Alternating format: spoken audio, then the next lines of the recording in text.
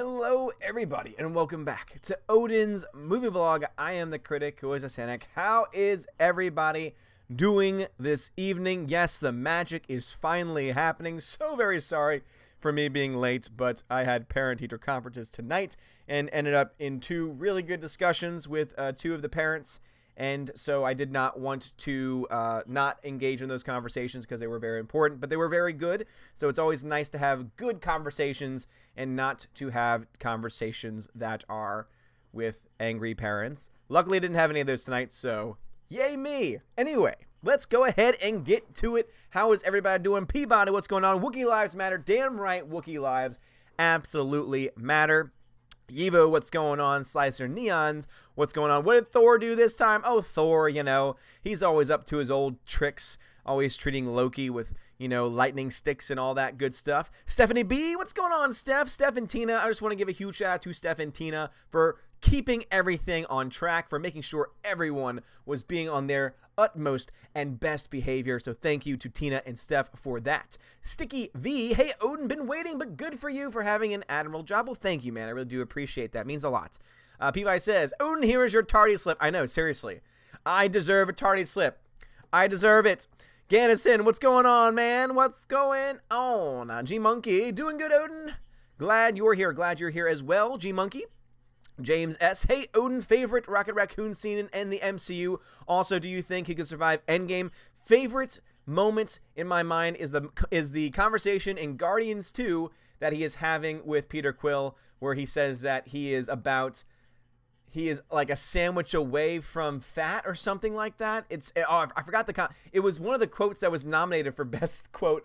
Best one-liner of the year for the Raven Awards. I can't remember for sure, but that is definitely my favorite moment, I would say. And yes, I think absolutely he's going to survive Endgame because he is a beloved character. I think it'd be really stupid for them to get rid of him that quickly. Alex Martinez, what's going on, bruv? Dalton Mortimer, good hello, my lord. How's it going, Dalton Mortimer? Soul Assassin says, hello, better late than never. That is very true. That is indeed very true. It's better to be here than not at all. Zach Gregg, what's going on, Zach Gregg? What's going on, man? CAF Productions coming to you in another stream. Yes, indeed, CAF Productions. What's going on, bruv? How is it going? Alan Sparks finally slowed in. Ha ha ha, you're so funny. You're so funny. 70B says you're welcome. Of course. Thank you, thank you, thank you, thank you. Let's see what we got going on here. CT, what's going on? Tina B says, we just started. Odin was late. He had an excuse. I thought it was a pretty good excuse. Richard Fletcher, what's going on? Tech Guy, what's going on, Tech Guy? How is it going? Good, sir. Let's see. Lethal Lightning's here. What's going on, man? You working again? I feel like Lethal Lightning's always working whenever he joins the streams. Hope you are doing quite well. Alexander, inform the Soul Boys that Lord Odin's stream has arrived. Yes, let's talk it to all the soy boys, especially this one right here, whose name is Abu Hassan ABD Manan, who says, just drop it, except that you lost this battle. About my most recent video, calling out the fact that, yes, you know, we have seen some good numbers from Captain Marvel, but at the same time, too, there looks like there's a pretty good chance that we'll see a big drop-off from this week to next week. It's going to make money. It's already made money. But the war has just begun. The culture war itself has just begun. I'm going to continue to call out the nonsense. Gannison says, Odin, some NPCs called me Alita Troll, and I like the name. Hey, Alita Troll to me is like a badge of honor, man. So be proud of that name. Do you want me to start calling you Alita Troll from now on? Because if that's the name you want me to call you, Gannison, I will call you that. Dan Maloney says, are you getting onto the High Council tonight? I've not been told otherwise. I have not been informed that I was invited, so it would be really cool if I was invited, but unfortunately it looks like I won't be. So what I'm going to do is, obviously, we got 5 minutes until that High Council starts, so I'm going to stay on probably 30 minutes. I'll probably stay on 30 minutes after the High Council starts and then end it there, so I'll have a pretty quick stream overall. If I'm invited on the High Council, great. If not, that's fine too. Again, no harm, no foul. I love my boys and girls over at the High Council. Super Anime Gamer, what's going on, dude? Hello, good sir. How art thou? How art thou, good sir? Welcome. Mecha Random 42, what's going on, Mecha Random? Guys, go sub over to Mecha Random's channel. She's awesome. Just hit some milestones. She is rocking it with the sub count, and she is awesome, by the way. Great YouTuber. Great source of information. Great source of just truth and knowledge If you want someone who's going to give you just the straight talk, without the nonsense, without the BS, we'll just cut through all of that, she is indeed your favorite YouTube harpy, and she is awesome. Let's see, DZ3, 70% drop on Monday according to Box Office Mojo. I saw that. People were tweeting at me all day, and also were pointing out that it is a higher drop than a lot of other big budget films. And even though I will say, yes, it was a 70% drop, it did also make $10 million on a Monday, which is the third best ever in a Monday in March. So you kind of got to take it both ways. However, it is interesting to me, again, just sticking to the facts here, it is interesting to me that the media are going to run with the story, oh my gosh, it made $10 million on a Monday, and that's great, but then at the same time ignore the fact that it just had a 70% drop from Sunday to Monday, which is one of the largest drops ever. That's a ginormous drop. Not to mention, they still haven't talked about how there was a 35% drop on Sunday in China, and the Sunday to Monday drop was even worse. So yeah, not looking good for the legs of the film, or the lack of legs for that film. It's still making money. It's past the $500 million mark, and it will continue to make money. However, if it has a severe drop-off, like I think it might not make as much as some people suspect, because most of it's already on the front end. Soul Assassin says, SJW's won this battle, but the war's far from over. Exactly. It's never just been about Captain Marvel, and I know that all of us here on YouTube have been obsessing over Captain Marvel and making nonstop Captain Marvel videos. And I know that there's people out there that are kind of tired of it and say, just, move on, let it go. And I understand that to a point, because the main thing that I want to get across is that Captain Marvel was a big moment. Captain Marvel, to me, was indeed, and I said this very early on, and I said this in the last video that I made before the movie actually came out, saying it is a cultural moment. It is, to me, a line in the sand moment. Will you stand on the side of those who are trying to push for this social agenda? And not just that, but push it into films and narrative and try and say, look, we can make it successful, and we can market it, and we can just shove it into any project and any property or any reboot maybe in the future. And I said to myself, no, I'm not going to allow that to happen. I'm not going to support that.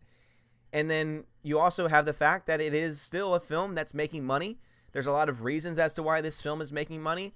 But there is also still a lot of other factors going on behind the scenes that I still think need to be talked about and cannot be ignored. But also at the same time, it's more than just Captain Marvel. There are plenty of films still going to happen over the next year or two. There are still plenty of things that we'll be able to talk about, still plenty of things we'll be able to point out. And also, the box office life for this movie is not done. We still have an entire week's worth of drop-offs to figure out exactly how much this movie is going to make. In fact, the projections right now, the early projections right now for Captain Marvel for this coming weekend is $70 million, which would put it in line for about a 54% drop. Now, I think that's pretty high, meaning that I think that the estimate is pretty high, because when you have an opening like that, when you're making over $400 million because you're opening in every single screen in every single market, and on top of that, your per screen money, like the money that you're making per screen is not very good compared to a bunch of other Marvel films. I just don't see it. I don't see it having the legs that it needs to continue to make money. I really don't. It'll be interesting. Evo says, do you think the MCU will go full woke if Captain Marvel is seen as successful? Well, as I said before, it is successful. It has already made money. It is profitable at this point. It was profitable once it hit $400 million, and it's definitely something that cannot be ignored. Now, do I think that the MCU will continue to go woke and bring more woke characters? Yes and no. I think Endgame is going to be a solid MCU film. I don't think they're going to bring identity politics into Endgame, other than anything that Brie Larson might bring into it as far as the marketing for the film overall. I think that you might see something there. But as I said, that would be from her end. That would be from Brie Larson's end, and not necessarily from the Russo brothers or even from the higher-ups, because they understand that while Captain Marvel might be important to them, might be important to the cultural goal that they have, the things that they want to do, at the end of the day, they also want to make as much money as possible. So they front-loaded and front-ended Captain Marvel because they knew that if they didn't, then it probably wouldn't have made nearly as much money as it ended up making, because now they have the narrative saying, look at all the money it's made, it's obviously worth seeing. Now, whether or not that matches up We don't know. Basically, there's two narratives that could happen as of this weekend. Either one, Disney gambled and gambled correctly by pushing a film with a specific narrative, front-loading it so that it made a buku amount of money purposefully, because you put it in all the screens possible, in the 3Ds and the IMAXs, you put it in every single country available, and it's going to be, again, the number is going to be gigantic no matter what, just because of the mass amount of theaters that are available to that movie. So either one, that's going to signal to a lot of people who are on the fence that, oh, people went to go see it, maybe I should go see it too. And then give the movie the legs it needs to keep on making money. And at that point, if that happens, if that first narrative happens, the movie's going to make well over $1 billion. I'm just saying, based on the numbers, based on the estimates, $1 billion is very much easy if that first narrative holds out. There's a second narrative, and this is the one that I'm personally attached to. And the second narrative is this, that they front-loaded this movie because they knew they had to make as much money as possible opening weekend, because remember, the studio will get around 90% in the American market from the box office. They'll get a 20, 40, 60, 70%, depending on the country, from the foreign market. And so when we look to that, we understand that they are going to do the very best that they can to make as much money as possible, because they know once week 2, once week 3, etc., go and happen, the money's going to stop coming in. The money's going to fall out pretty quickly, and they're going to want to have made as much money as they possibly could have in the very beginning. So again, I go along with that the second narrative, that it's going to have a massive drop-off, and then it's going to peter out, and it's going to peter out to the point where it's going to make the amount of money that, you know, I and some others had originally predicted of it making money, but not being the gigantic 800 million, not making more than Wonder Woman, for example. However, we won't know that until the numbers come in for this weekend. But just based alone on the drops we're already seeing in China, the drop from Sunday to Monday domestically, the 70% drop from Sunday to Monday, it doesn't seem to look good at this point. But of course, we don't know. We will not know until those numbers actually come in.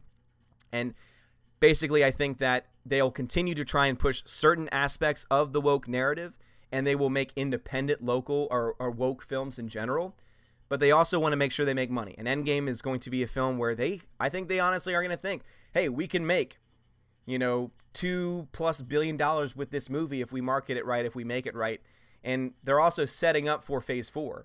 You know, this is the end of Phase 3, and they're not going to want to, if they end Phase 3 with a woke narrative that sets up a future of woke narratives, that is going to be a very bad decision on their part. And people can try and spin it all they want and say, oh, but Captain Marvel proves that's not right. The problem with that is that Captain Marvel was guaranteed to succeed. I did this in the live stream last night, and I cut it for the video for today because I knew that I would have the parent-teacher conferences, is that they knew that they could have this number. They knew that they were going to make money. They knew that they were going to break records. And the reason why is because they essentially orchestrated it as such.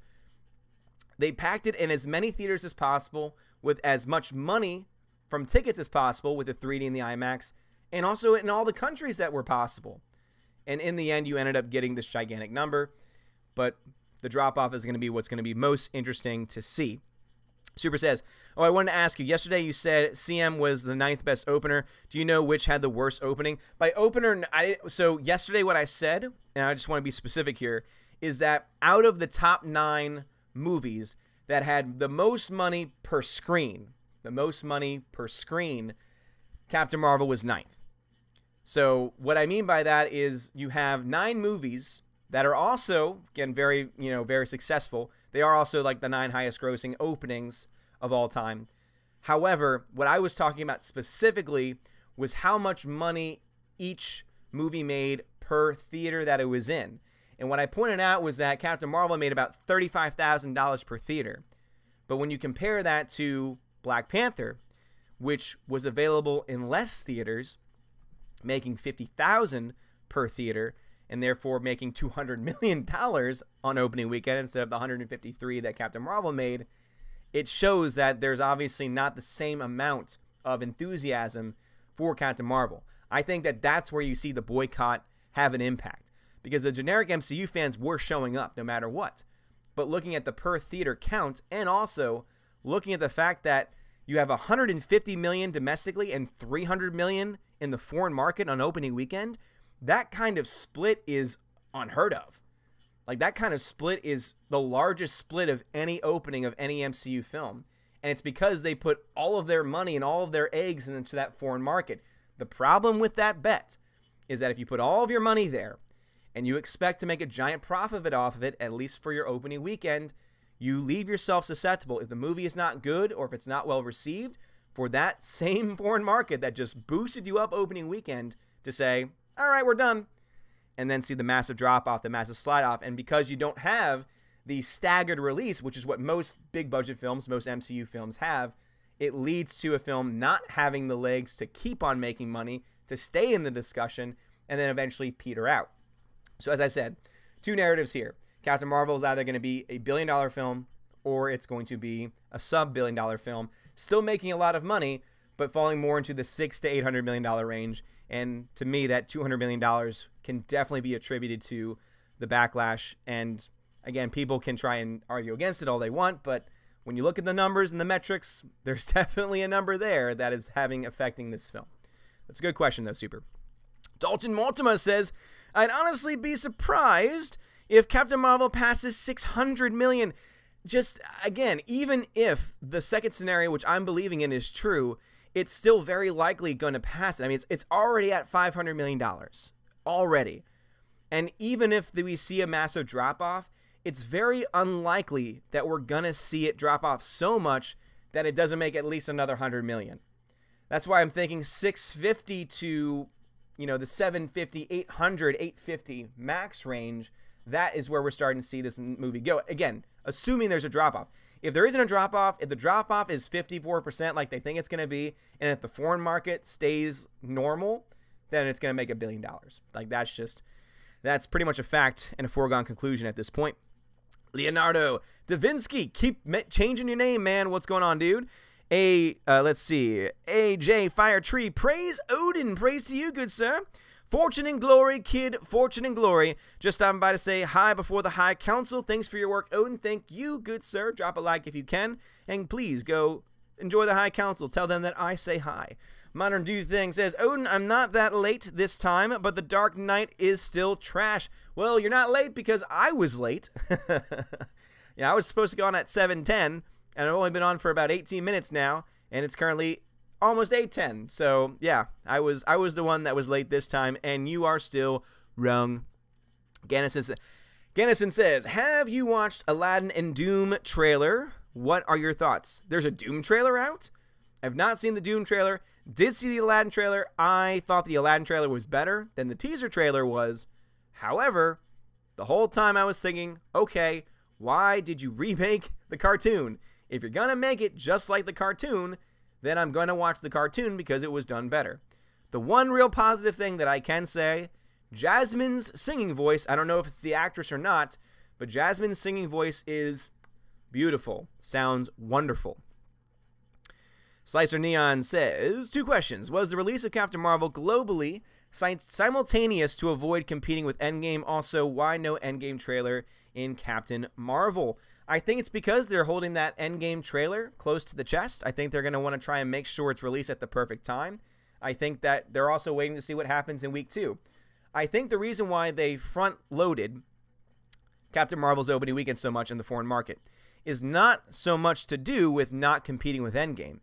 I think it has more to do with the fact that they understood that they wanted this film to be successful. I mean, they want any film to be successful, but they wanted this one more than any other.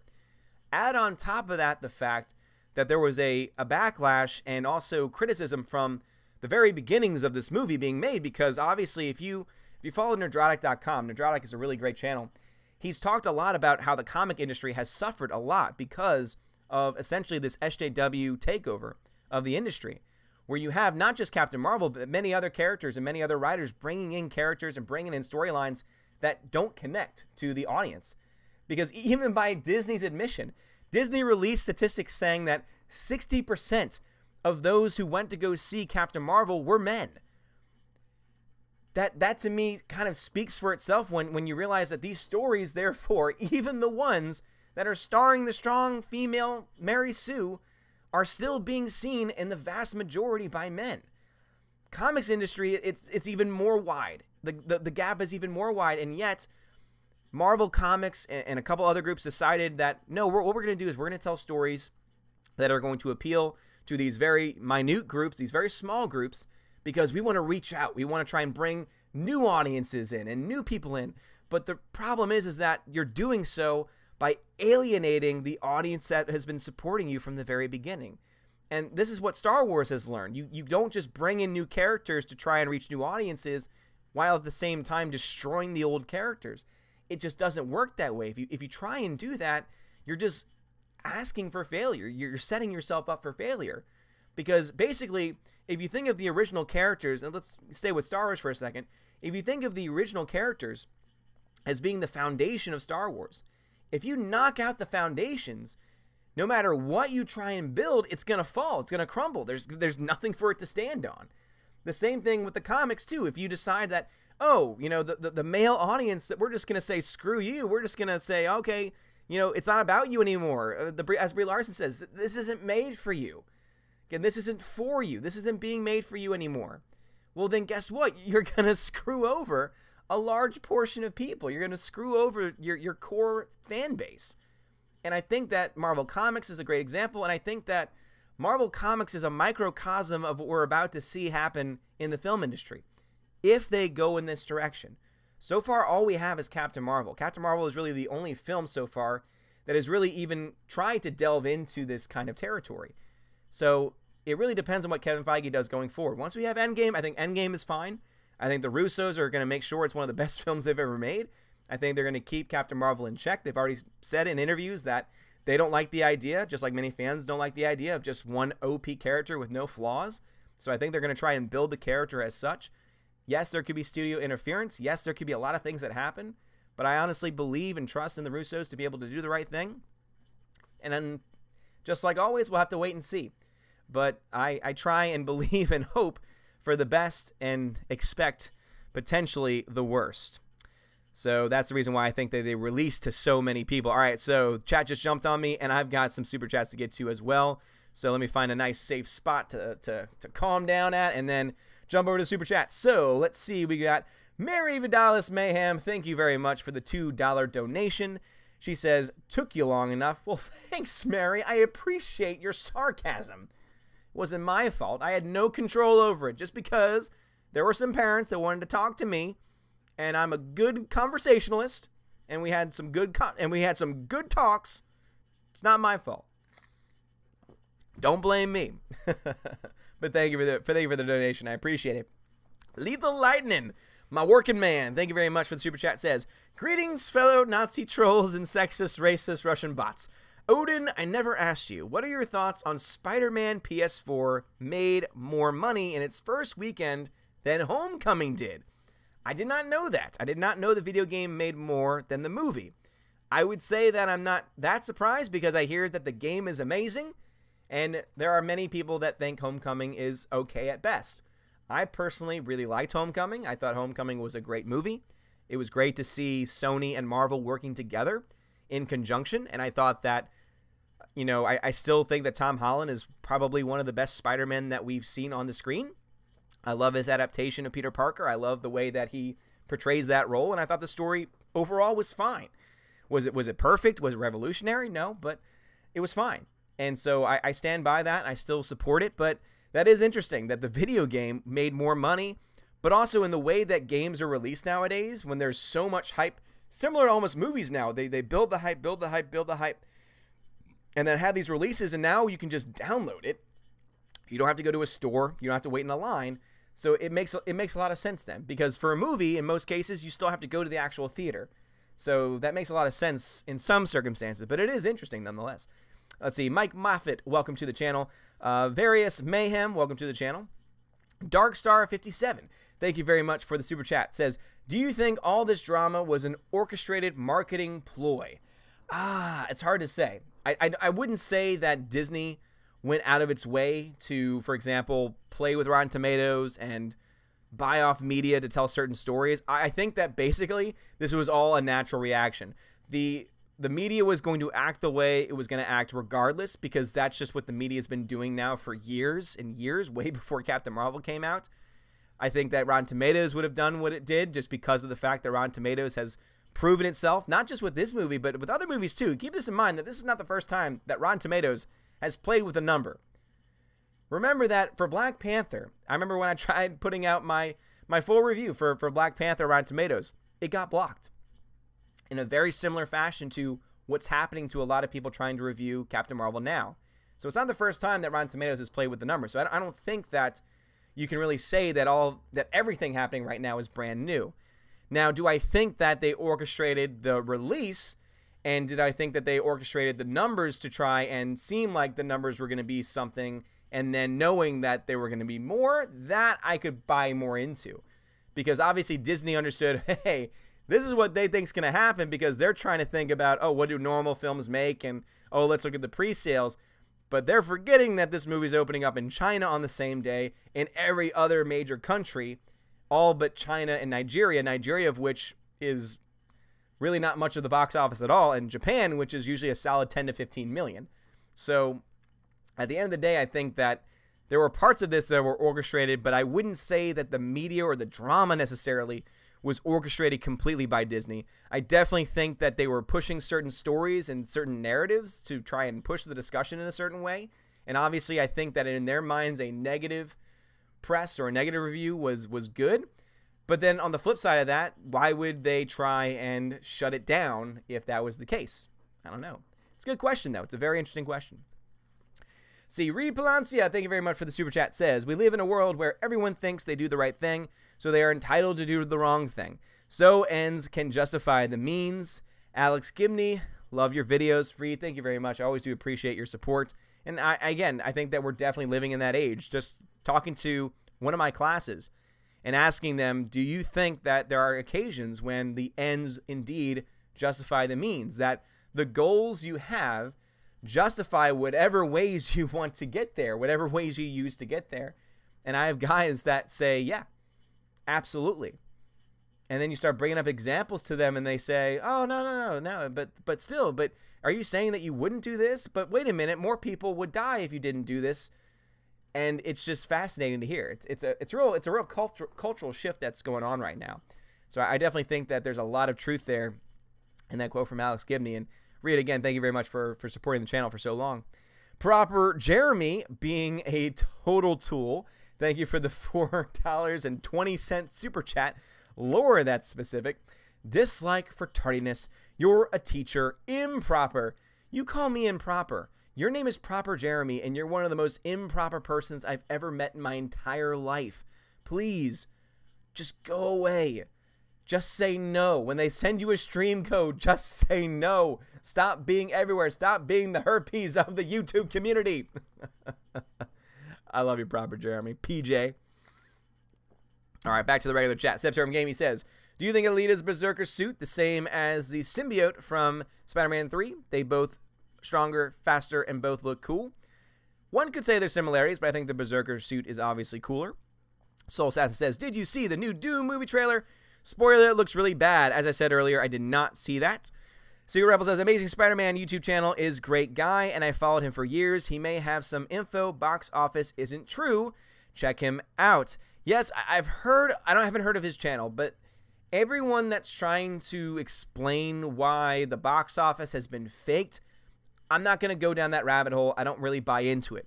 And the reason why is because when you understand the fact that this movie opened in every major market, including China, and when you also look at the fact that all the other MCU films had a spread out release, then it makes total sense why Captain Marvel made so much money overseas, and also why it made so much overall in general on its opening. That's why week 2 is so important, because you can try and basically stack the deck to make your movie look really, really good by having it open all over the place. But if it's not able to hold on to that audience, if it's not able to hold on to those numbers from week to week to week, that is where the problem is going to be shown. And as I said, I suspect massive drops. We won't know until we actually see it, but as of today, Sunday to Monday, 70% drop in revenue, one of the highest drops in MCU history. So we're already seeing the drops happen. We already saw them start to happen on Sunday in China. If they continue, I think that it'll definitely push forward the narrative that I mentioned in the very beginning, but we shall indeed see. Secret Rebel says, Amazing Spider-Man, he is one of us. One of us. 8-Bit Snake Boy says, hey-oh, sorry I'm late. You're late. I was late, bud. Zen Waters, what's going on, bruv? They don't want a staggered release with Endgame coming. See, with Endgame, I think that they probably will do a staggered release. No, I think that they absolutely will. Because keep this in mind. A staggered release means that there's more money to be made down the line. Most of the reasons why people do staggered releases is because it keeps the movie in the discussion. So let's say you open up in the United States. Since we're talking about box office tonight anyway. Let's say you open up in the United States. You have a really good opening. Awesome. Let's say you've opened up in maybe 5 other countries. Did very well. Great numbers, giant numbers. Good opening weekend. But then let's say next weekend you open up in China. Oh my gosh, now you've just made even more. And so now it's like, oh, this movie's making even more money. The reason why you do staggered releases is because, guess what? The first narrative on the first weekend was domestic. Now you've shifted the discussion to say, we're still talking about this movie making bank in China. And then the more you stagger the film in that way, the more money it ends up making down the road. Especially when you take into account that markets like China will usually show up in droves to support really good, well talked about and well received films, which is why they gave almost $300 million to Infinity War alone. So that's the reason why they do staggered releases, is because it keeps the name fresh, it keeps the excitement going, and when you have that type of momentum, it leads to the film, as we say, having legs, meaning that it's going to continue to make money down the line, 2, 3, 4, 5, 6 weeks down the road. The reason why I think and suspect that Captain Marvel did not follow that same mindset, did not follow that same formula, is because they know that this film is only, I think they have a ceiling in mind for how much this film can make. And so they thought to themselves, okay, this is the ceiling that this film can probably make. So how can we try and get the most money that we possibly can? All right, let's have an opening all at the same time, guarantee our money back, which they already have in one weekend, guaranteed their money back. And now anything else they make is extra profits. But now they don't have to worry about pushing any other narratives, because now they've stacked the deck opening weekend, which could possibly lead to it having legs, with people looking at it saying, hey, this is actually pretty good. Look at this. The movie's actually doing pretty well. So you have that, or potentially, on the other side, they stack the deck, and then people say, oh, now all of us realize how mediocre a film this is at best. Now I don't want to see it again. Now I'm going to tell other people not to see it again. And now the only other markets that can really come out for it are Nigeria and Japan, which don't account for much of the box office in the first place, which is why you'll see more likely this massive drop than you would otherwise. So it's all about the narrative. It's also all about the optics. And the box office runs on optics. And the longer that you can keep the positive optic going, the longer you can make money. The reason why Wonder Woman did so well is because it had a good opening weekend. Again, modest, good opening weekend. Then received great word of mouth and a staggered release. And having both combinations of that led to the drops from week 1 to week 2 being very small, like 43%, which is very small for a big budget film. And then it was slower, very, very slow. So it was able to keep making money, keep making money, keep making money. And then with that stagger release, being released in different countries at different time, kept that momentum going. It's very similar to the understanding of just momentum in general. Again, you push a ball, and the ball's going, it's going, and now it's slowing down. But then all of a sudden, you give it another push, and now it's going and going and going and going. So the more pushes you're able to give the ball, again, the further it can go. Again, just by using simple logic. The box office works in the same way. If you're able to get it, off the gate, pushed out there, boom, okay, now we've got another market, boom, another market, boom, we're able to keep the ball rolling. What Disney decided to do with Endgame, and this is, again, why I'm suspecting this, what they've decided to do is they decided to just push as hard as they can this ball down the path and hope that it can go as far as possible, but it doesn't have those bumps along the way to keep on pushing it, other than Japan and Nigeria, and Japan's only going to give it just a little bit of a bump. And so basically, depending on how strong the push is, which we won't really know until next weekend when we get, the week 1 and week 2 drop off, we're not going to know what this film's going to end up making until then.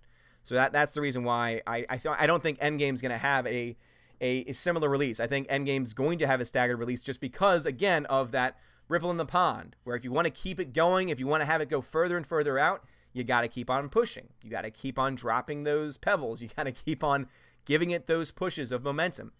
And you had to have it that way. All right, Alexander says, so Brie Larson's sexism wasn't televised. That's why it didn't bomb. I wouldn't say that. I think that there was enough coverage of what Brie Larson said. I think that there were enough videos, even with YouTube censorship. I would say that there was still enough possibility for people to have seen the video or at least have heard about it. I think the reason why this film didn't bomb is because they stacked the deck in the foreign market and it paid off. However, it paid off for your opening weekend, but that does not guarantee, especially since it's getting mixed reviews at best, does not guarantee that it's going to have the legs that it needs to make as much money as many people think it's going to. Because an opening weekend is great, but if you have a massive drop-off and then keep on dropping and keep on dropping, well, then guess what? You're going to make probably as much as anyone would have expected you to make the first time, only instead you made most of it in your first weekend. So that's my thought on that. All right, I'm sure that the chat might jump on me again, but until then, let's see. DZ says, Doom Annihilation. They changed Doom Guy to a Doom Girl, a very big dislike to like ratio. So is this a movie based off of the video game Doom? Or is this a video game trailer? Because God knows that when you try and do that, especially in video games, more so than I think anywhere else, that's going to make a lot of people mad, seeing that most gamers are men who know the lore, who know the characters. It's not good. It's not a good decision. Don't think, oh, because Brie Larson has done so well, we can do whatever it is that we want to do. No, it doesn't work that way. That's not how this works. That's not how any of this works. It's like the old, that commercial with the old ladies, and they're doing so-called Facebook, and all that it is a bunch of just images on an actual wall, and so they're thinking of it as the wall on Facebook. And so one of the persons, says, I like this, and they just say the word like, and they pin a little thumbs up on it. And then one of them kind of points out saying, no, this is silly. And so the other friend says unfriend.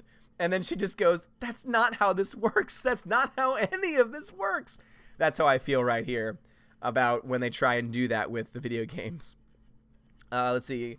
Hookjul says, what is your favorite sci-fi movie? Mine is a flop called Gattaca. Gattaca is a fantastic film. I forgot that movie was a flop, but it's very good. It makes you think a lot about gene editing, which is why when there was a story about China apparently having been doing testing on gene editing and having apparently been successful in it. Very, very dangerous, very, very sketchy stuff, especially from a moral perspective. But Gattaca is a great film. As far as my favorite sci-fi movie of all time, ooh, it's so hard because there's so many great sci-fi films. I think of the ones that have come out recently. I think about Blade Runner 2049, which is an excellent sci-fi film. Ex Machina, another excellent sci-fi film. I think, of course, of the classics, Aliens, Terminator 2. Terminator 2 is really good. I don't know. I guess I'll go Terminator 2 for now. But there are so many good sci-fi films. That's a tough question. That's a loaded question. How dare you? Let's see. Super says, if Captain Marvel makes $1 billion, I don't think I'll cry, but my eyes might sweat a little. Even the worst MCU film is far more deserving of $1 billion. I think that's what it comes down to as well. I think that you have enough people out there that can at least be honest and recognize, all right, it's not the best film. There was an article that I talked about the other day where they even said, yeah, it's not in the top 10 as far as best movies ever in the MCU, but hey, it's still great, or hey, it's still important. And it's like, okay, so you've admitted that it's a mediocre film, you've admitted that there's flaws, you've admitted that there's problems, and yet you will continue to protect it. And then you understand, okay, there's obviously a reason, and then when you dig into the reason, you understand that it's very much politically motivated. Yeah, Gary Etner-Drotic is freaking awesome. Let's see, CC Kateni 28 says, I saw your Captain Marvel because I had free I saw Captain Marvel because I had free tickets. 3 out of 10. Such a waste of interesting ideas. Hopefully it means a Thanos Captain Marvel team-up movie. That would be good. Oh, if Captain Marvel is a bad guy and teams up with Thanos, I think that... See, that's what you need to do, guys. In wrestling terms, you need to turn Captain Marvel heel. If you can turn Captain Marvel heel, woo, you'll be good. That's all you need to do. Turn Captain Marvel heel, and then everything will be saved. Thank you for your rating, man, and I appreciate your honesty. Alrighty. Let's see what we got here. CWD Trixie says, not sure if you heard any news of it, but for the Gundam live-action movie, heard that the writer behind is some comic pro and likely to push unneeded politics into the movie. Why? Why would you do that to a Gundam? Again, I'm not saying that I'm an expert on Gundam, but why would you, with giant robots, want to push in any type of politics? Do you think that the people going to see a movie with giant CGI robots give a damn about what you think politically? No. And most audiences don't care about that in any movie, whether there's robots or not, because most people just want to be entertained. And one of the best ways to kill entertainment is to bring up religion, politics, or any variety of other things. And so one of the worst things that you can do in a movie, which is meant to be pure entertainment, is to do that. Is to do that very thing that you're not supposed to do. If you're not supposed to do it in your everyday discussions in life, why in the hell would you do it in a movie that you are expecting people to pay for? Soul Assassin says, Odin saw a cover for a Captain Marvel comic. Why does she look like Conan O'Brien unless they're doing that on purpose? They are. From what I hear, again, they started off in 2012 with the reboot of Captain Marvel, and slowly over time, she's just become more and more about identity politics. And now they've gotten to the point where they want her to look androgynous because they don't want her to have the feminine mystique. They don't want her to be oogled after. They don't want her to have the feminine form. And it's like they're acting like the feminine form is some kind of evil thing. And it's like, no, it's not an evil thing. And when you look into the fact that most people reading comics are men, you realize that men aren't going to want to see a female character that looks like another man. There's a difference between men and women. Oh my gosh, you can't say that. There is a biological difference between men and women, which includes a physical difference. Men who are reading these comics don't want to see women who look like men. They'll want to see the men that look like men, the women that look like women. Now, I'm not trying to say that you need to therefore write every single woman in an objectified fashion, but what I am saying is that you don't have to make them look like a man either. Again, the male form is specific and unique. The female form is specific and unique. And I think the point of comics is to try and show the beauty and the power that exists in both of those forms. Why do you think that the male heroes have six-packs, have giant muscles, but you don't hear about over-sexualization there? Sexualization, guys, only happens in one area, and that's by the person actually reading the comic. That's by the person actually seeing the movie. The body itself is not an evil thing. The body itself is not evil. Lust itself does not happen because of the body. It happens when someone viewing the body has a misunderstanding of what the body is and then turns that into a lustful thought. And so this whole drive to try and just turn men into women and women into men in comics and all this other nonsense going on in our culture, what it does is it creates more confusion. And when you create more confusion in a culture that is supposed to be grounded in some sense of reality, if people don't know what reality is anymore, that's going to cause a lot of cultural problems. That's going to cause a lot of cultural issues. And you see it already happen in the comic industry, which is why the comic industry is failing and falling. And now it looks like you're seeing it move over into the movie industry. And guys, the movie industry can fail. The movie industry can fall. Every industry is not too big to fail. And we only can hope that they're going to hopefully learn from this and not realize that, oh my gosh, because we stacked the deck on opening weekend and it made so much money, it means that it's successful. Obviously, we'll have to wait to see if the drop-off is going to be as big as I think it's going to be. But they need to understand that there's a little bit more to it than that. All right, so chat jumped on me again. Let me get into a nice, comfy spot. All right, that right there looks pretty good. Let's see. We got a super chat from Charles W. Jansen II. Thank you very much for the super chat. Says, Endgame. What happens if a whammon ruins the movie? Then what? Yikes. Woke whammon guess gonna start rooting for Andrew Dice Clay to make a comeback. Well, here's the thing. You know, when you say, like, if a whammon ruins the movie, I think it doesn't matter if it's a man or a woman. I think a man or a woman can ruin the movie. The problem or the worry, the concern that we have is that it's going to be Captain Marvel, that they're going to have Captain Marvel be so OP and so overpowered that she's just going to defeat Thanos easily. That would be a mistake because, as you saw, if you saw Captain Marvel, what she did to Ronan the Accuser has now ruined that character. If you were now to go back in time to watch Guardians of the Galaxy, whenever you would get to any scene with Ronan, you'd say, this guy that, you know, put his tail between his legs and ran away from one person? This is a guy that we're supposed to be scared of? This is a guy that tried to take on Thanos and thought that he really could take on Thanos?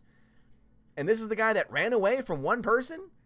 Like, again, it creates not only this character now being destroyed, but then it also creates a bit of a problem because now you're setting up in a very real way that Captain Marvel will indeed be the foil to Thanos.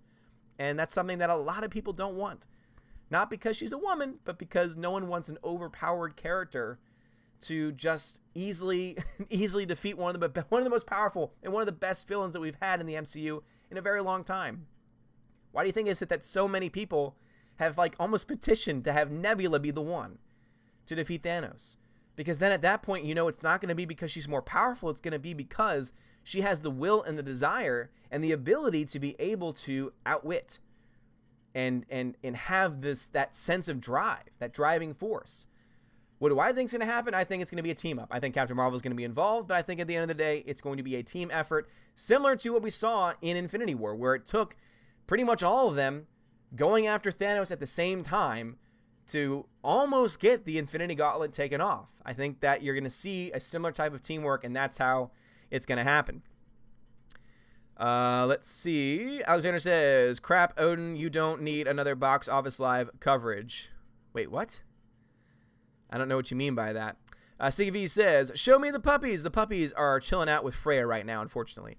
September Gaming says, do you watch WWE? Who's your favorite superstar minus Brock Lesnar? Oh, no.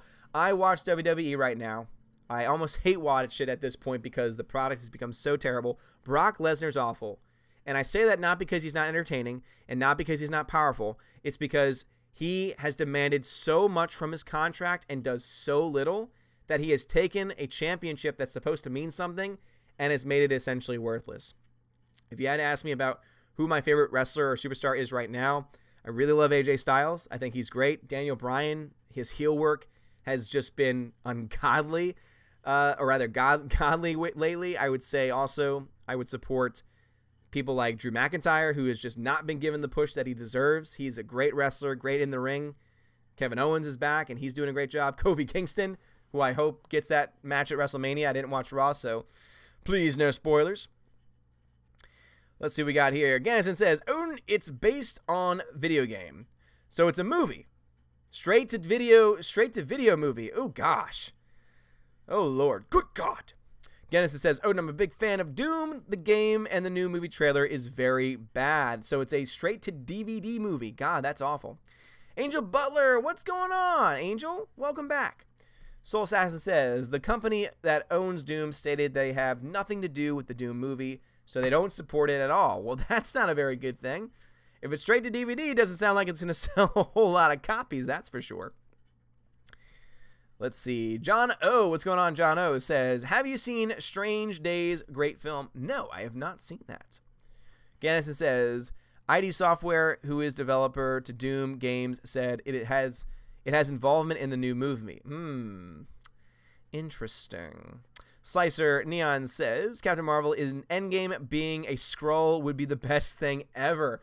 Ooh, yeah, because they didn't bring up Super Skrulls, and that is a part of the comic book storyline. So, ooh, that'd be interesting. Doubt they'll do that, but they could. Could happen. You could have a Super Skrull. I don't know. That could be interesting.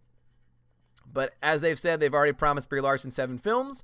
Endgame will be her second, meaning she'll have 5 more in her contract.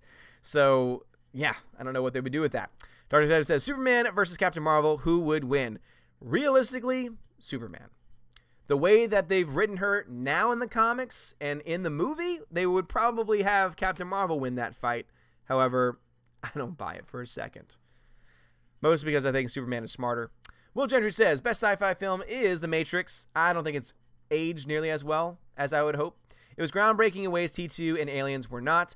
Crazies no longer think invisible aliens shoot beams into people's head, but instead think they're in The Matrix. No, I think The Matrix definitely, culturally speaking, had a very powerful impact. But you need to remember that The Matrix is actually based off of philosophy. There's a great story called The Cave, written by Plato. Plato's allegory of the cave. And that is what The Matrix is actually based off of. So even though you could say that The Matrix is groundbreaking, the storytelling that you talk about is based off of an ancient Greek person. So just throwing that out there. Little fun fact. Super says, new Gundam screenwriter. Hello. Do you have a moment to talk about our Lord and Savior Bernie Sanders? Good God, man. Gannison says, Warbird of Captain Marvel. Okay, the Warbird version of Crap Marvel is awesome. Yeah, I mean, I heard great things about Miss Marvel, too. Like, I think that they could have done a Miss Marvel film, and I think it could have been really awesome. I think it could have been very powerful. I think you could then have the character turn into Warbird, and then bring back Captain Marvel as he's supposed to be, as Marvel, and not as Annette Bening. Good God, why was Annette Bening Marvel? It's so silly. John Lee says, which is a better film, Wonder Woman or Captain Marvel? Wonder Woman, hands down. Hands down, Wonder Woman is a much better film. Absolutely a much better film. No question about it. No question in my mind. All right, let me get to a safe spot in the chat since it jumped on me. Let's see. Who we got?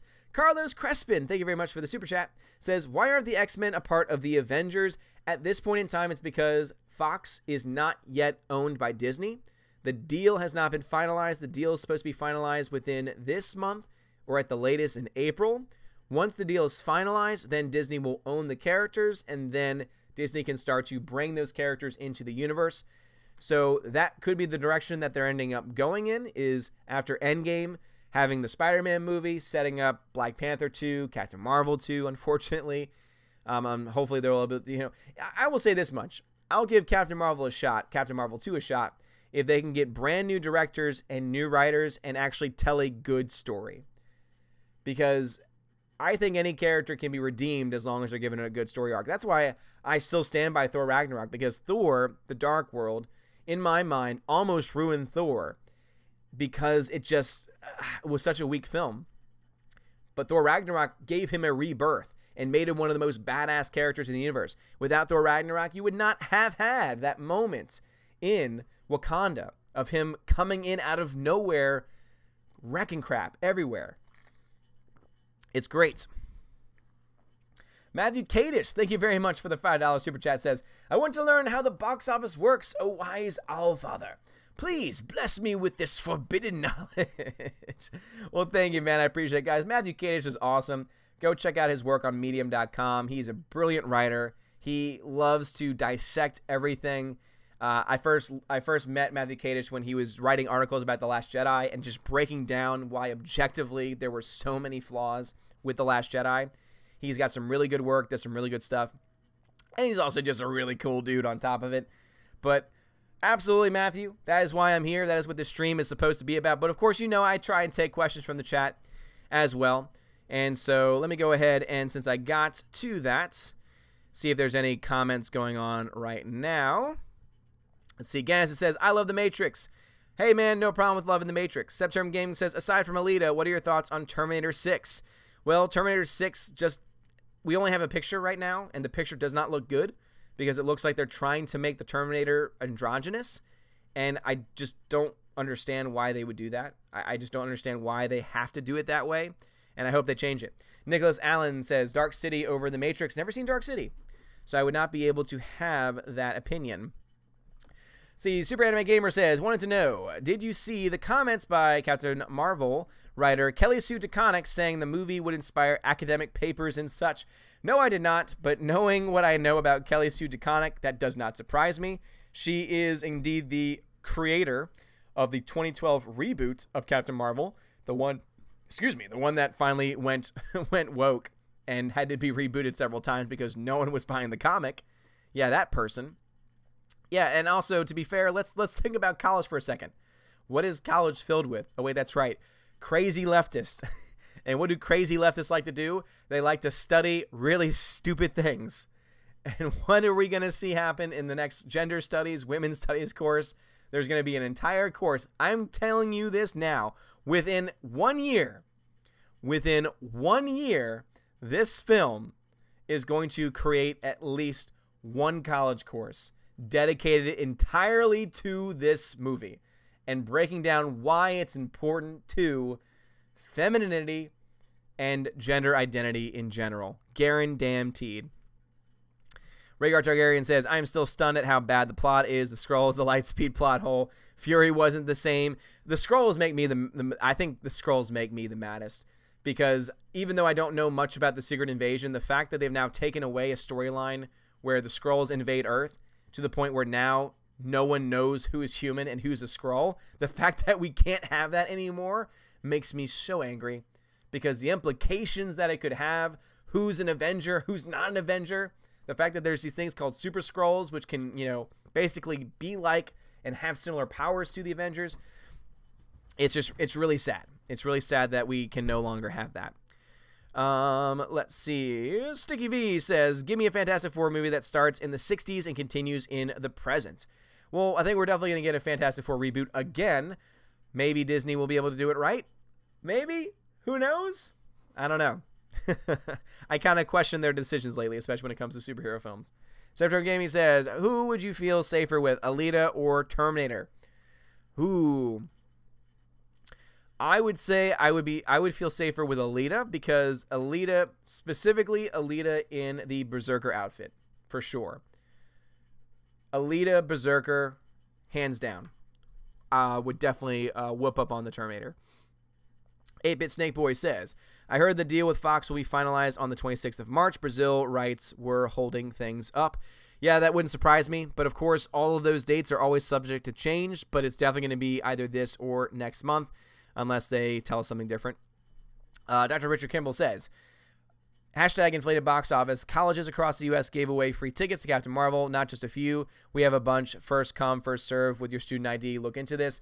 No, Dr. Richard Kimball, I'm not going to look into that because, again, that's a conspiracy theory I don't buy.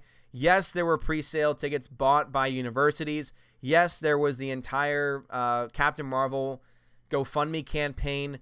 But if you were going to do an honest estimate of that, I would say no more than $5 million would be accounted for that.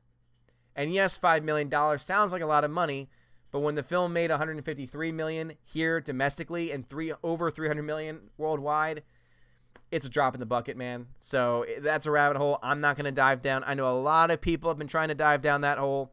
I would rather stay based in actual box office numbers, in actual statistics, and I would much rather expose the fact that they front-loaded and front-ended Captain Marvel more so than any other MCU film in history, and that explains why it had such a, one could say, historic.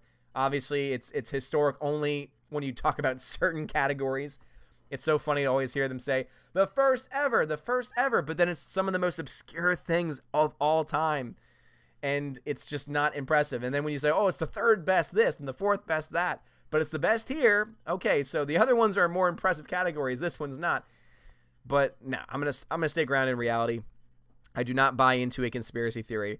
And also because there's people out there too saying that the numbers have been faked. No, I'm sorry. There's no evidence of that. Well, of course there's no evidence. That's the whole point. Again, that's when you're diving into conspiracies, and that's, I will speculate, and I think speculation can go up to a point right before it can become a conspiracy theory. However, there's a difference between speculating based on information that we have, and there's another in diving into an actual full-out conspiracy itself, which is what that would be. Hawkjoel says, do you think Loki is actually dead?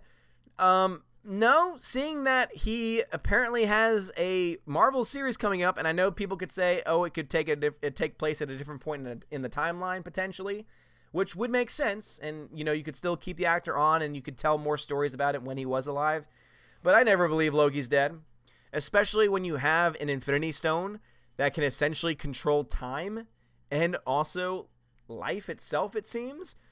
I think that there's a good chance that he and many others can come back. Ariak Draken says, you have to see Dark City. It's a must-watch. Interesting. Okay.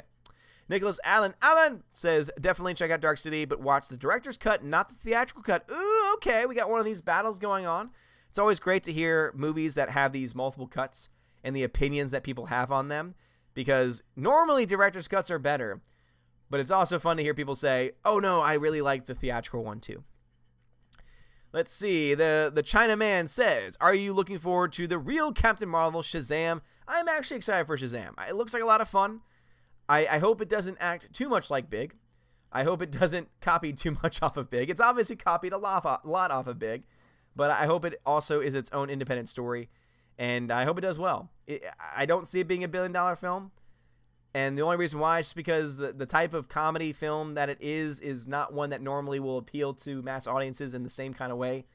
And DC has had a much more difficult job because it's fighting not only the box office, but also, of course, the media that just want to... And I'm not saying that the media has gone after DC films unfairly, because I would say the movies that they have given poor reviews to, I would agree with the reviews in a lot of respects. However, I think it is definitely worth noting that they give a lot of passes to the MCU. So basically, it's one of the things, I think they're being completely honest when it comes to the DCEU films, but I also think there's a very good argument to say that they're being extremely overpraising when it comes to MCU films. Captain Marvel is not just one. It's one of many examples of MCU films getting way too much praise. Movies that come to mind, Iron Man 2, I think is relatively weak. I would say Age of Ultron. Good God, Age of Ultron. So I think that you would have to look at all those things as well. Alrighty, let's see. Solsas says, hopefully America a year from now will wake up and put an end to SJW politics. Yeah, I mean, you would hope so, but at the end of the day, there's always... society itself, much like the culture, is constantly ebbing and flowing. Sometimes it ebbs more in one direction than the other, and I think we're just in another one of those ebbing periods. And, you know, how things fall will be how those things fall, and it's going to be very hard for us to be able to predict which way it's going to end up going in the end. Super says, comment got skipped, so I'm going to try this one more time. Just dawned on me. SJW Marvel started approximately 2011 and involved many present in the MCU. Could it have been Disney's fault all along? I mean, I don't know enough about comics to be able to make a comment on that. I know that Disney took over for, Disney took over for Star Wars in 2012. I think they took over Marvel before that. I could be wrong. And so if that's the case, if Disney had taken over Marvel, then that would also include Marvel Comics to an extent, and so that might explain why it was more easily that SJWs were able to infiltrate. But I don't know enough about, again, I don't know enough about the comics industry to be able to say one way or the other. I don't know the timeline on that. Stephanie B says, Willow is watching Pops. Yeah, she does that sometimes. She's right now curled up by the door because she misses her mama. She misses her mama. All right, chat jumped on me again. Let's see. The China Man says, do you read DC Vertigo comics? If so, what's your favorite comic run? I'm not a comics guy, as I've said before, so I do not read them. I do not read comics.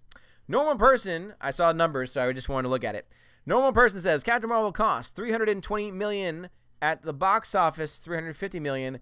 Minus Cinema's take, $180 million. Investors want a profit, not to break even. No. Normal Person, let me break it down for you.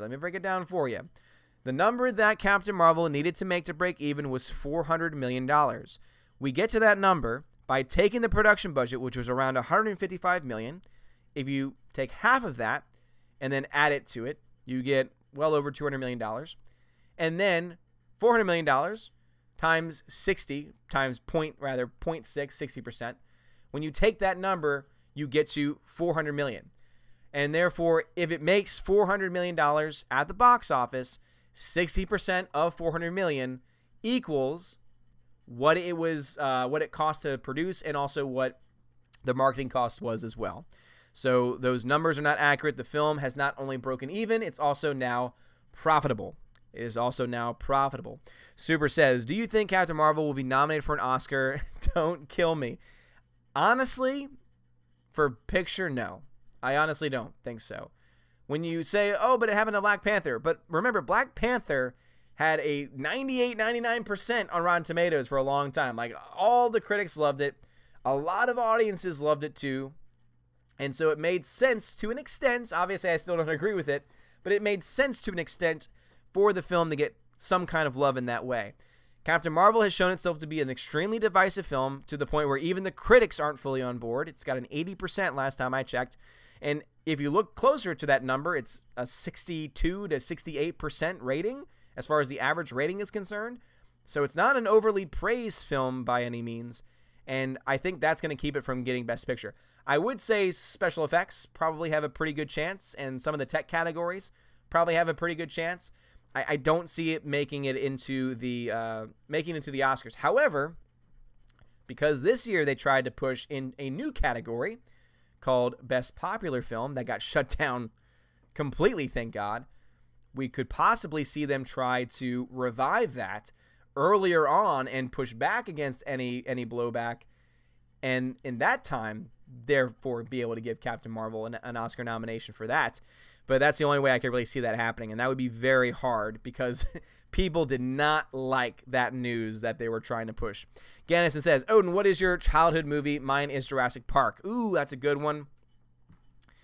I have a few different childhood movies, but the one that always sticks with me personally would probably be Hook. Either Hook or The Goonies. We watched The Goonies on tape. We had a cassette tape. We had like a VHS tape, and it had recorded The Goonies when it had been on TV. And we watched that thing every day for like months. So that is definitely one that I love. And then Hook also. I mean, God, Hook is such an underrated movie, and also one of my all-time favorite John Williams scores ever. Good question. Nicholas Allen says, Odin, to be clear, the theatrical cut isn't bad. It just reveals too much of the mystery early on. Ooh, okay. Wyable, what's going on, bruv? Central Gaming says, sorry, but you look like Braun Strowman. Hey, that's that doesn't hurt my feelings, man. You're gonna get these hands, as he would say. Alright there, man. Let's see. A Beautiful Twisted Mind says, have you heard that the DCU is making a Sergeant Rock movie? I'm so stoked. I don't know enough about the comics to know who that is. The Chinaman says, if Shazam is a good movie, logically and by the circumstances, how he could make in the box office highest and lowest. Okay, Chinaman, so how much do I think Shazam will make in the box office? And assuming it's a good movie? With Shazam, I would say 600 million worldwide. Somewhere in the ballpark of 600 million worldwide. Could be more, could be less, but I think that 600 million would be about right, seeing that no DCEU film has made less than that at this point, as far as like in the actual canon, because the lowest grossing DCEU film at this point is Justice League that made 650. Around 650. So I would say 600 million is a floor, and it could make anything above that also. Once again, once we have a little bit more box office numbers and everything, we're not too far away from that, but that's when we can know a little bit more. Super says, current year Vertigo is awful in my opinion. Old Vertigo is excellent. They're the ones who published V for Vendetta, Neil Gaiman's Sandman, and Preacher. Excellent stuff. Yeah, I don't really know much about those groups, but I have heard of course, V for Vendetta, and I have heard of Neil Gaiman's Sandman. I've actually never read it, and Preacher I've heard of as well, and I heard the TV show wasn't bad either. September Gaming says, what is the inspiration that Alita's character gives to audiences? I heard a lot about it. I think it's mostly just the fact that she is very clearly an example of a character that is constantly being put down, and not only does she get back up, but she struggles. She's not a Mary Sue because she gets defeated. At one point, her body gets torn apart to pieces, and someone has to rebuild her. And she has to be vulnerable. She literally at one point says, I will give you my heart. Now, of course, the SJWs, they hate that because, no, a woman can't show emotion. Yes, they can. Both men and women can show emotion. Having a relationship, having a love interest is not a weakness. It's not a weakness. And it's sad that we live in a world now where it's seen as such. But I think the reason why people connected and were inspired by the character so much was just because of the literal heart that she had, that she gave of her all. There was no part way for her. It was all or nothing. And I think she even says that in the middle. It's like, it's all or nothing with me. And that's what I think people liked about her, was that she truly lived up to that character. And it's refreshing to have a character like that on the screen. Yeah, Good News was great. Trap Production says, greetings, my lord. Wish I could be more high energy, but it's been a busy day. I hear you, man. Fake Zero says, I thought Odin looks more like Sami Zayn. Well, that would make sense because I am indeed wearing the Sami Zayn hat. So that would indeed make a lot of sense. Bum bum ba-dum bum bum ba-da-dum. Alrighty, what we got? What we got?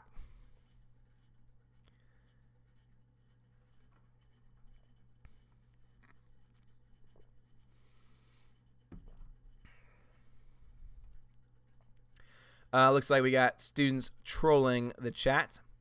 And to the ones saying they're not going to do homework, well, then continue to see your grade fall. And I don't want to see that happen. And I know your parents don't want to see that happen. So do your homework.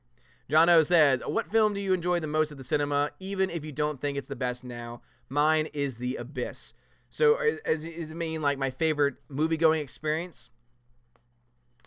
I loved seeing Whiplash in theaters. I know that's a very strange one, and it's a very recent one.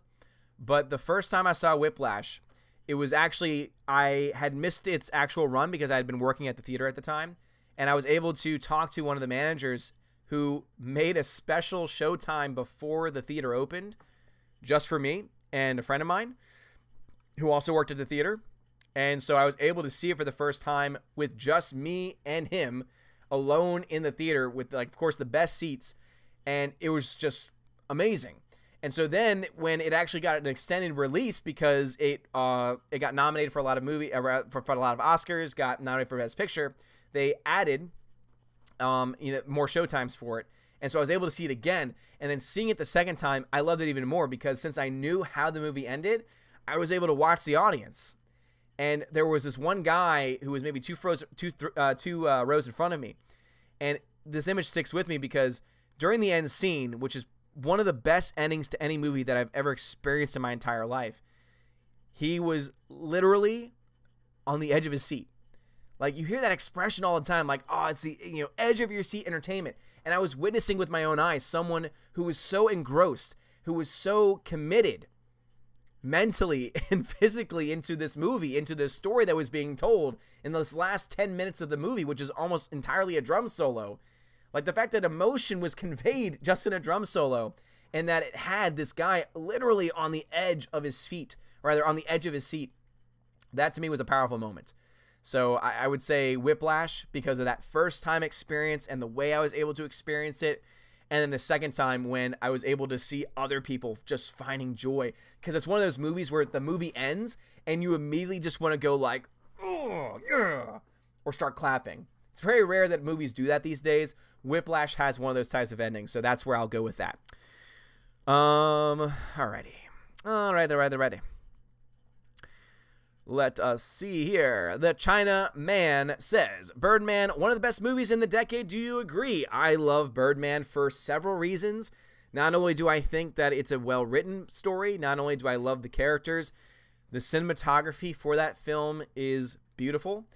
I love how they try and make it look like it's all one take and one shot. I think the choreography for those scenes are great. I think the way that they make all of the cuts that are hidden are done very well and very subtly. I think they work it very well, and I really do like it a lot. So I would agree with you. BMJ Bro says, yo, beard, silly looking. Well, at least I can grow one. The DZ3 says, LOL, my brother thought Odin looks like Sami Zayn too. It makes sense to me, man. Let's see. Super says, please tell me Justice League made more than Suicide Squad. I couldn't imagine living with the pain of a DCEU exec.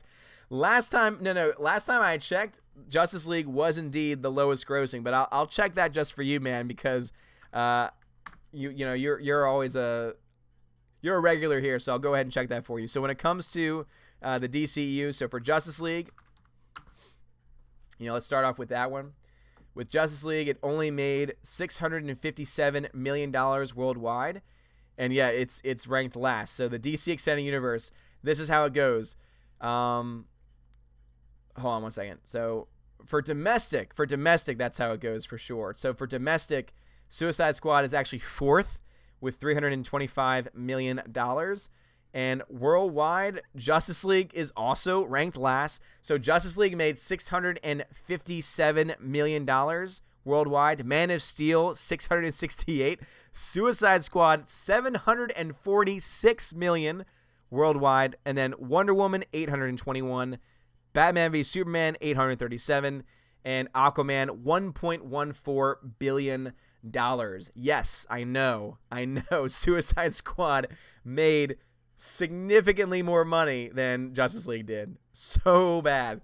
Let's see. Nicholas Allen says, what do you teach? I just joined your channel a week ago. I teach theology. I teach theology at a Catholic school. Super Anime Gamer says, your students are breaking the law. Please tell me you get that reference. Not in that context. The China Man says, 3 best trilogies ever made in your opinion. Dear Lord, man. So I'm just going to say this preemptively. John Wick trilogy will be, you heard it here first, one of the greatest trilogies of all time. Lord of the Rings, for sure. Back to the Future. So those would be my 3 right now. But because technically speaking, John Wick 3 has not come out yet, and we cannot say officially that it's a trilogy, the next trilogy I'd put up there would be OG Star Wars. OG Star Wars. At this point, that's where I am. Aiden Vickery says, remind the students that Rotten Tomatoes doesn't mark their exams.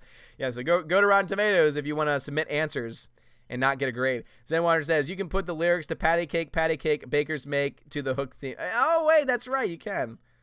Oh, that's interesting. That is very, very interesting.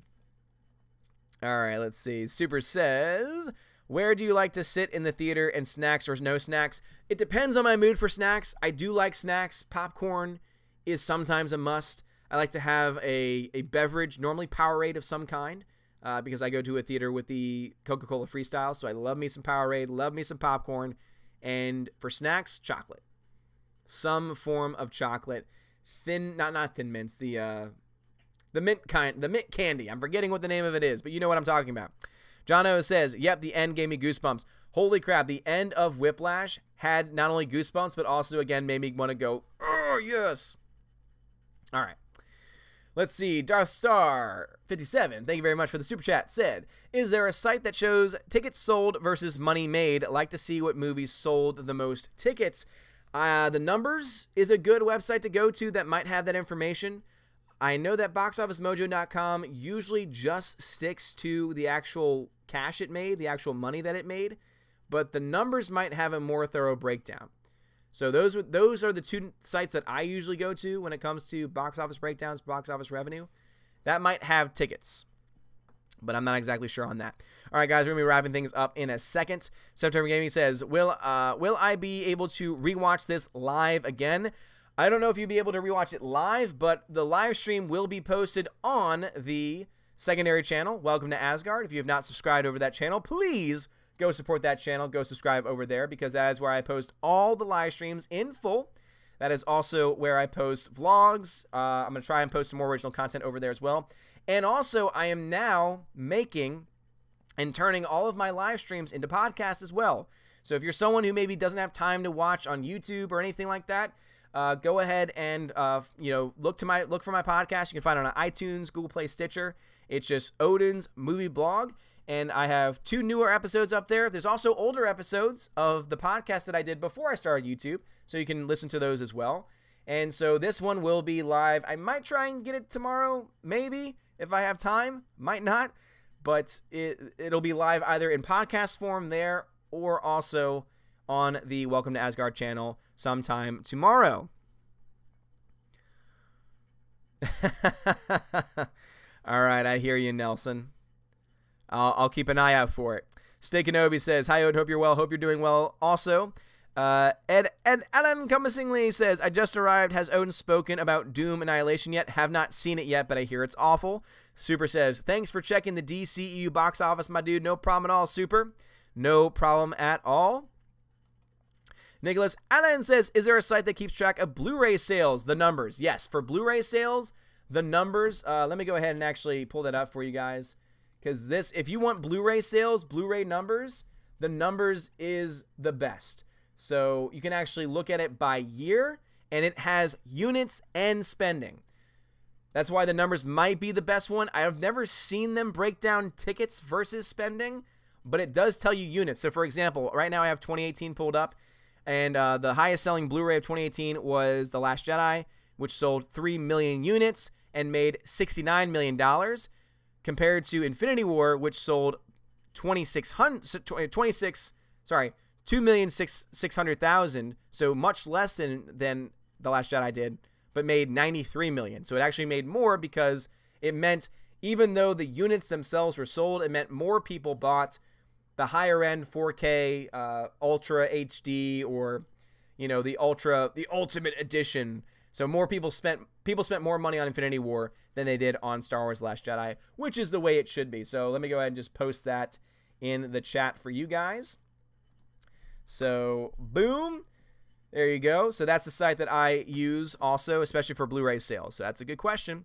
The Real Captain Jack, love you, Odin. Keep up the swell work. Real Captain Jack, you're awesome, man. Thank you very much for the love. You're awesome as well. The China Man says, great line. The man, the myth, the legend, John Wick. Dude, John Wick is so good. Such a good story. It's a Trap Production says, my lord Odin, I hear something faintly on the winds. It sounds like Gordon's alive. Damn right, man. All right, Steph, thank you for shouting out the secondary channel. Nicholas Allen says, thanks, oh, no problem at all. Gannison says, do you think the MCU fan base has been split like Star Wars? Not as much. Not as much. And the reason why is this. The hardcore fan base for Star Wars was severely broken by The Last Jedi. And we saw the results of that in Solo: A Star Wars Story. And also the fact that Disney executive Bob Iger even had to come out and say, all right, we're going to have to slow things down a bit. We did a little too much too fast. So I think we're seeing a lot of that with him and with the comments that he's saying. MCU is a different animal because MCU has been building fan trust for 10 years. With when it comes to Star Wars, you could say it's been around longer. Yes, but they were not putting out movies consistently every year for a period of 10 years. So they've built a lot of goodwill because at first the MCU focused on Marvel fans. They showed up. But then guess what? Now you no longer have a large contingent of Marvel fans. Now you have a larger contingent of MCU fans, which is why I think Captain Marvel is doing so well, is because it's not the Marvel Comics fans that are going to support it in droves. It's the new MCU fan base they have. And I think what they've done is they've actually, in a lot of ways, kind of tested the waters with this by showing, oh, we can actually move in this direction because unlike with Star Wars, which is more so the core fan base, because they did try to reach out to others when it came to, for example, The Force Awakens. However, they did so by doing away with the old characters and turning off a lot of the old fans and also not really impressing the newer fans either. And that's why we're seeing the differences in the money and everything like that. So the MCU is a little bit different. I don't think we're going to see a similar split because I think the numbers are just a little bit different also. Let us see. Tech Guy says, Odin rocks. Thank you, dude. Appreciate it. Lunar Vision, yay. Odin is back. Where did I go? 8-Bit Snake Boy says, when are we watching another movie? Have not decided yet, but we're going to do the once a month. We're going to try once a month and see how that goes. The China Man says, do you think Dunkirk deserved Best Picture 2017? Nolan got snubbed several times for Inception and The Dark Knight. No, Dunkirk was a good movie. It's also highly overrated. This is a debate that me and Jeremy over at Geeks and Gamers get into all the time. It's a good movie, but it's overrated, so I would say no to that. Lunar Vision says, Odin is leading the fight. I don't know about leading the fight, but I'm definitely a part of the fight. All right, guys, so that is indeed going to be it for me. Went longer than I thought, but hey, an hour and 24 minutes is a good time. Hopefully you enjoyed. Maybe you learned something about the box office. And again, guys, please, always, when we have these streams, ask questions. You know, get the conversations going. If there's something that you want to know more about, if there's things that maybe you don't know or maybe you want to know or things that maybe you think I should know, hey, just, again, reach out to me in the chat. It's always a fun time. It's always a good time for you guys, and it's always a good time for me as well. But with this now stream ending, let me go ahead and shout out all of my patrons, starting off with the very special Dion. Dion, thank you very much for being a patron. And also all of my other patrons, including, let me just make sure this is set up correctly, A Great Jedi, Adam Shawhan, Albertus Magnus, Delete System 32, Edward Coleman, Enrique Evangelista, Entertainment Hacker, Frank the Tank and the Shawhan Wiener Dog Clan, Harold Francis, The Hunky Chunky Funky Monkey, Inflamed Wood, It's a Trap Productions, Jason Clark, Jeffrey Toon, Jonathan, Laura Story, Matthew Kadish, Mr. Peabody and his evil twin, Outpost Dyer, Perpetual Punster, Projar Sarif, Proper Jeremy, Shenglong, Sir Lance Elato,